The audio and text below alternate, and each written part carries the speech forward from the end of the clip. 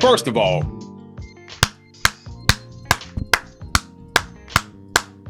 guys, Tyler Perry just put out his best movie ever, okay?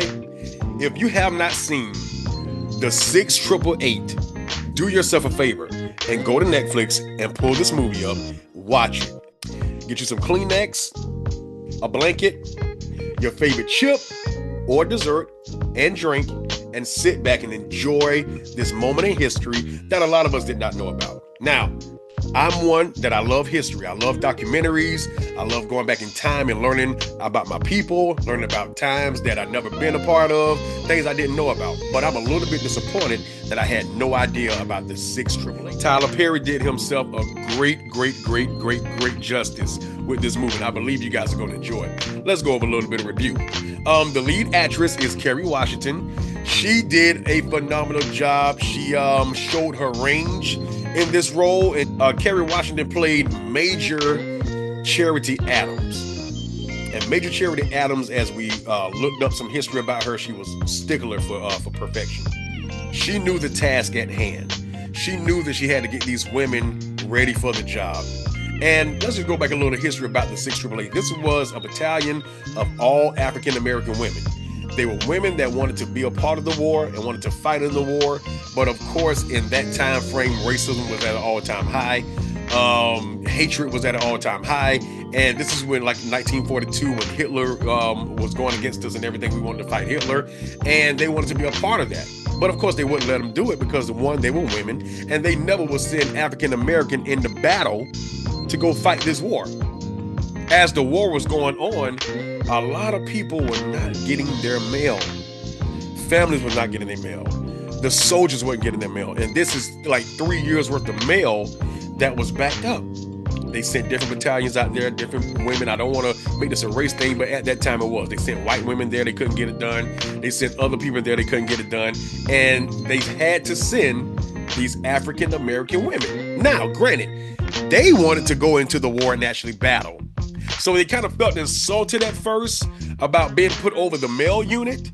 But as they saw 17 million pieces of mail and families that did not hear back from their loved ones, and loved ones didn't hear from their families because the mail was backed up and got misplaced somehow, they took on the task and saw how great this was, that these American soldiers needed to hear from their families. And she said, well, there's no mail, there's no morale. That was usually they took on this task. So let's walk through the movie. The movie starts out with a wonderful couple. Well, they were best friends, right?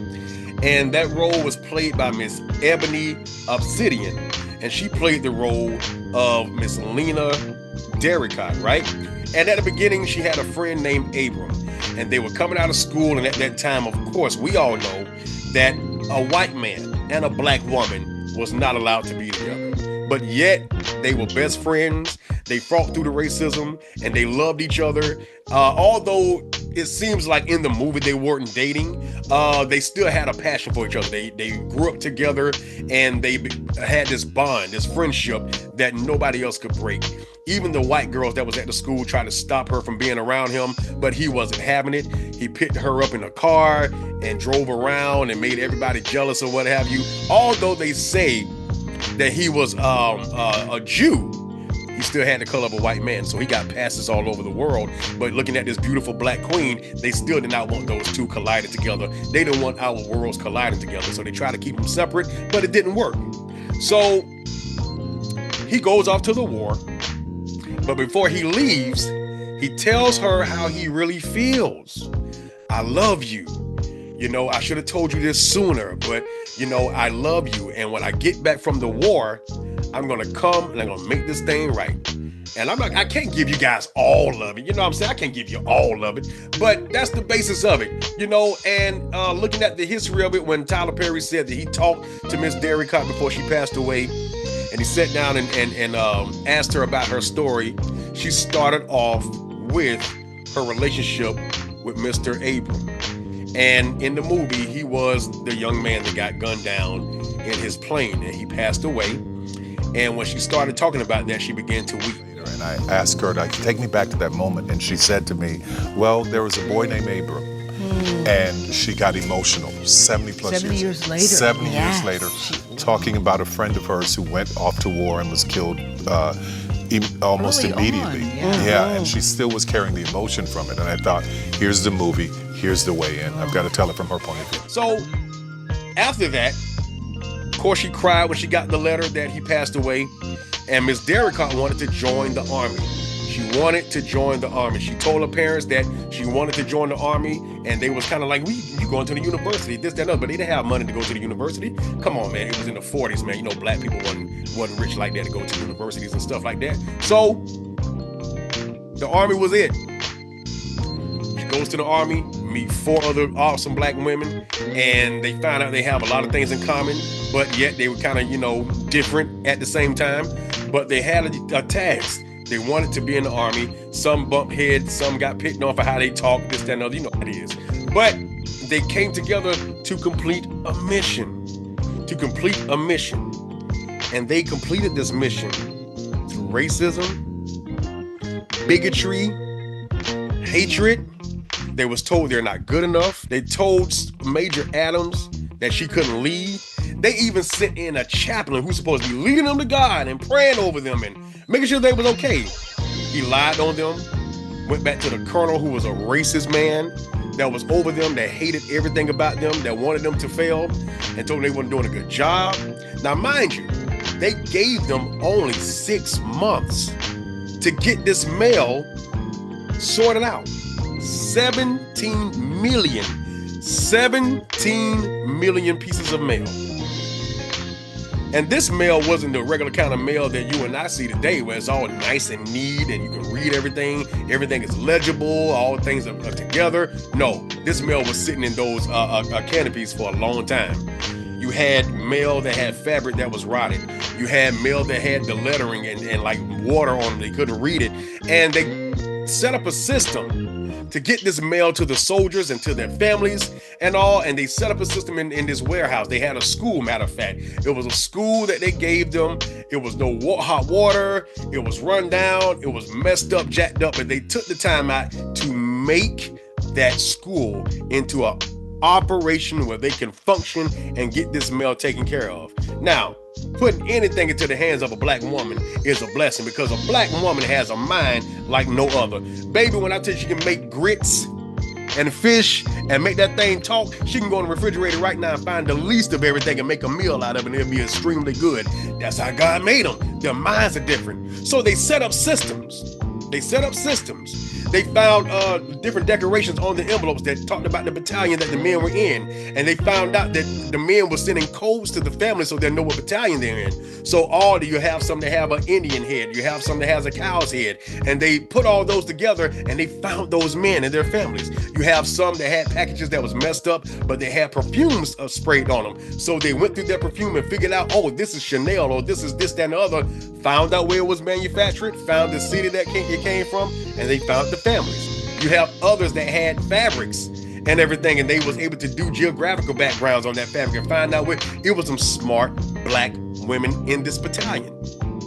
And I'm just so sick to my stomach that we had no idea about this. Now, mind you would think because they found out how to navigate this mail in this system, that the colonel, the sergeant, the majors all would have respect for them, love on them. Oh no, they try to make life a living hell for them. But they got it done anyway. So Major Adams, one day when the sergeant came down rather, to inspect them, He came down, asked where was everybody at, but they had a 24-hour system to get this mail done. Some were asleep, some were taking showers. So when they came outside to be inspected, everybody wasn't outside. And she let him know, well, sir, we run a 24-hour service. Some are asleep, some are taking showers, so everybody's not here. That didn't make him feel good. Didn't you know that I was coming to inspect? Okay, sir, I understand that, but we are running a system to get this mail out. So in his racist mind, he wanted to find a way to try to shut this down. So as he went in, he saw that they had a salon for the women. He saw that the rooms and everything that they messed up and made sure their life was a living hell for them. They made beautiful rooms and beautiful operation offices out of this whole situation. And it didn't. He didn't feel good about that. He didn't feel good about that. When you gotta watch the movie, just watch his reactions. He wanted to find something wrong.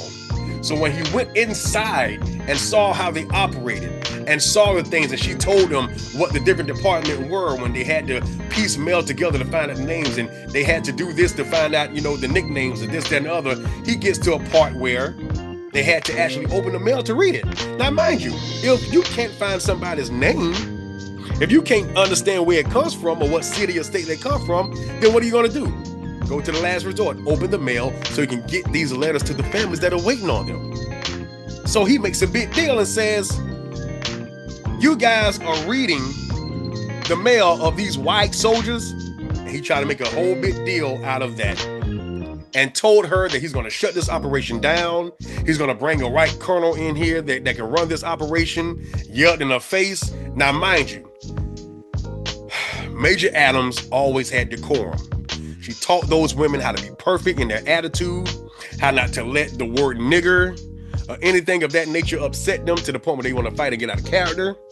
She taught them how to have perfect uniforms and how to march right and how to march with perfection and how to be a solid unit, because we had to go above and beyond to be better than the white soldiers. But this moment right here, when he said those things to her, she let all that go. And she told him, over my dead body. She stood up for herself. She stood up for those women. And she told him what was going to happen and what was not going to happen over her dead body, because she trained those women to be perfect. She trained those women to be right. And one thing that I forgot to mention, when two soldiers was driving in their Jeep to go get the other mail and bring it back to the base, right? They took a detour because the night before they were being bombed. So as they had to drive through the rubble, they had a detour.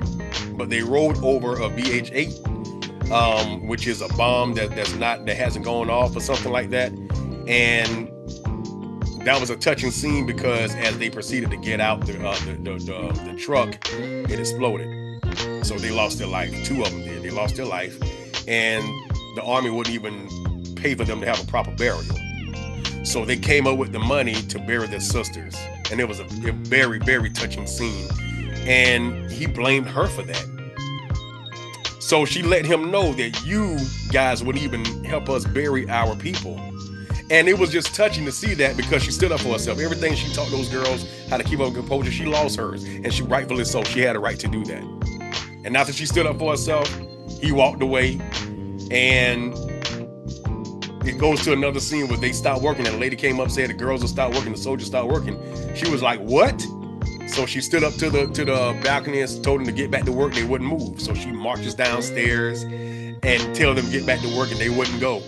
Then she stands up on a chair and she tell them, I said get back to work. And when she said that, everybody started clapping.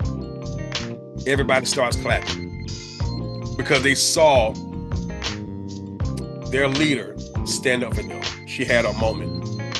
And sometimes as leaders, we have our moment. That we got to break down and cry sometime. We got to stand up for ourselves, lose character for a little bit for the better of the squad, for the teams that we are leading. And they clapped her. They made her feel good. They picked her up and made her feel better. They were proud of her. And she began to weep.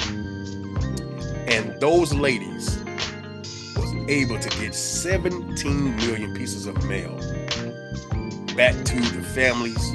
Soldiers was able to read letters from their wives, their children, their mothers, their fathers, and was able to have closure because some of them passed away in the war. And not only that, Miss Derricott found the letter from Abram that she never got. And that was a very touching moment because as they were burying the two ladies that passed away in the bombing, she told her to go try and find him because any soldier that was killed is buried out here. So she went and she found his grave. And she began to weep, and then she opened the letter and she read everything that he sent to her and said in that letter. And that was a very touching scene. But guys, I'm telling you like this, Tyler Perry did a great justice with this movie. It was phenomenal. It was emotional. It was wonderful. Listen, I'm not trying to spoil it for you, but just give you a little background about these great women because I mean, none of us really knew about this. Out of all the things they taught us in school, they never mentioned these women. And as you look at them behind me, it was just, they had a, look how they're standing. Miss Adams didn't play, baby. She wasn't playing. And I'm just so proud to know that I had family a part of this. I'm proud to know that these black women made sure that other families was able to hear back from their loved ones. I'm proud to know that somebody like Tyler Perry found it necessary to tell their story. Now, what I understand is only two left living. Miss Derricott passed away, but she was able to watch this movie before she passed. And she was very real pleased. And he said at the end, she saluted them. And as I end this video, I'm going to salute them too and say thank you. Thank you, 688, for helping World War II, for making things better for the soldiers and the families to know about their loved ones, whether they was alive or dead. You brought closure. You brought decorum. You brought history. And we thank you. So go on Netflix and pull up the 688 and watch that movie. And I bet you, you're going to enjoy. Give it a 10 out of 10.